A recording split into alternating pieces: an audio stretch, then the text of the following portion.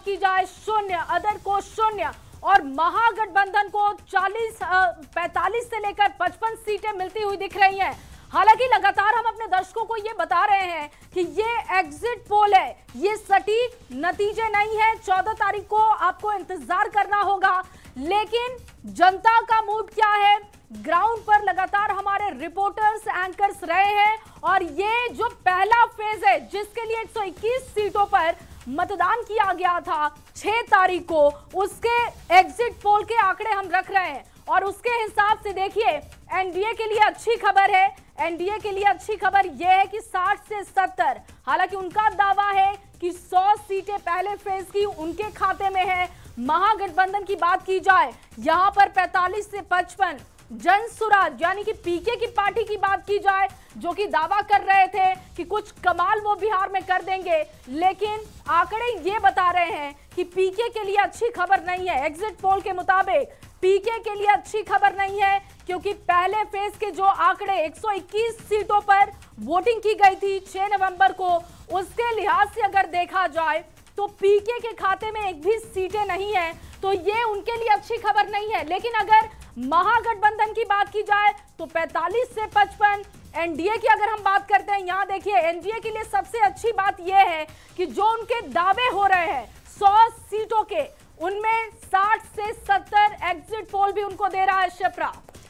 तो बिल्कुल ये जो आंकड़े हैं इसके हिसाब से हमें ये समझ आया है कि एनडीए ने इस पहले फेज में जो 121 सीटों पर वोटिंग हुई थी उसके हिसाब से एनडीए ने बढ़त बनाया है। 60 से 70 सीट एनडीए को मिलता हुआ दिखाई दे रहा है न्यूज़ 18 के एग्जिट पोल के जरिए, और महागठबंधन को 45 से 55 और जनसुराज की पार्टी को यहां पर एक भी सीट नहीं मिलता हुआ दिखाई दे रहा है, अदर्स को भी नहीं मिलता हुआ दिखाई दे रहा है। और यहां पर ये बड़ा सवाल है कि जो जनसुराज की पार्टी है और पहले फेज की बड़ी बात क्या है, शिप्रा बताइए। बिल्कुल, इसी बीच बड़ी बात बताते हैं, ये आंकड़े क्या कह रहे हैं। देखिए पहले फेज में जेडीयू को बड़ी कामयाबी कही जा रही है, यानी कि जेडीयू के खाते में 35 से 45 सीट जा सकती है, यानी कि जेडीयू का बहुत ही अच्छा प्रदर्शन। बीजेपी को 20 से 30 सीटें मिल सकती हैं, जीत इस पर हो सकती है और पहले फेज में बीजेपी भी जीत सकती है इन सीटों पर। तो आंकड़े जेडीयू के बेहतर हो गए। और आरजेडी का बताते हैं, आरजेडी को 25 से 35 सीटें मिलने की उम्मीद यहां पर पहले फेज के हिसाब से देखने को मिल रहा है। और पहले फेज में हालांकि जेडीयू का अच्छा प्रदर्शन दिख रहा है, लेकिन कांग्रेस की बात कर लें तो कांग्रेस को 5 से 10 सीट मिलती हुई दिखाई दे रही है और लेफ्ट को भी 10 से 15 सीटें मिलती हुई दिखाई दे रही है न्यूज़ 18 के सर्वे के अकॉर्डिंग। वही एलजेपी चिराग पासवान की पार्टी को लगभग 5 सीट मिलती हुई दिखाई दे रही है। आरएलएम को उपेंद्र कुशवाहा की पार्टी को 1 सीट मिलता हुआ दिखाई दे रहा है शिप्रा।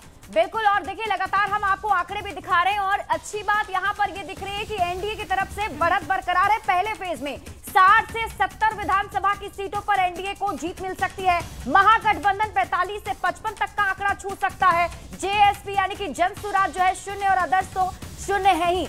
सबसे बड़ी बात यह है कि जो पहला जो चरण था लक्ष्मी, वो फाइनल चरण माना जा रहा था, इसलिए क्योंकि पहले चरण में अगर अच्छी जीत किसी की होती है तो उसी की सरकार बनेगी। जया का रुख कर लेते हैं। जया, क्या कुछ और आंकड़े आपके पास?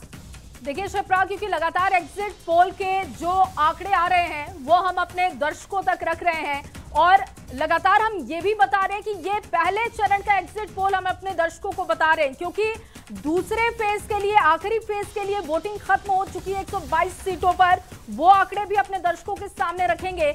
लेकिन पहला चरण जिसमें 121 सीटें थी, उनके फिलहाल ये आंकड़े हैं और इन आंकड़ों के जरिए ये समझा जा सकता है कि एनडीए के लिए अच्छी खबर है। जैसा कि आप भी जानकारी दे रही थी कि पहले फेज में जेडीयू के खाते में ज्यादा सीटें हैं।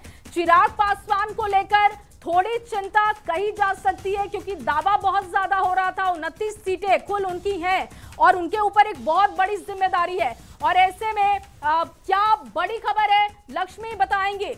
बिल्कुल जया, और देखिए लगातार आप आंकड़े तो बता ही रही है, हमारे साथ गेस्ट पैनल भी जुड़ा हुआ है तो उनसे भी एक रिएक्शन ले लेते हैं। और शुरुआत सबसे पहले बीजेपी प्रवक्ता मयंक जी से करेंगे, क्योंकि उनके लिए तो एग्जिट पोल में अच्छे आंकड़े दिख रहे हैं। 60 से 70, मयंक जी बिल्कुल, जैसा प्रत्याशित था वैसे ही आंकड़े सामने दिख भी रहे हैं। और ये हमने कहा कि हमने कभी भी कोई अनर्गल दावे नहीं किए थे, जमीनी हकीकत थी और हम पांचों दल बिल्कुल पांडव की तरह लगे थे। एक हमारी एकता थी जो कि ग्राउंड रूट पे लेवल पे और ग्रास रूट लेवल पे भी बाकायदा परिलक्षित हो रही थी। और रही बात जो गठबंधन में वोट ट्रांसफर जिसको आप लोग कहते हैं स्टैटिस्टिकली, वो भी था और उन सारी चीजों में थी। जो समन्वय था वो बिल्कुल दिखा। और जहां अगर बात करें महागठबंधन की, तो वोट शेयरिंग के दिनों तक भी कहिए कि अभी तक लिस्ट हमने नहीं देखी। और दूसरा कि ये 12 सीटों की जो कथित फ्रेंडली फाइट थी, जिसमें एक ही जगह पे।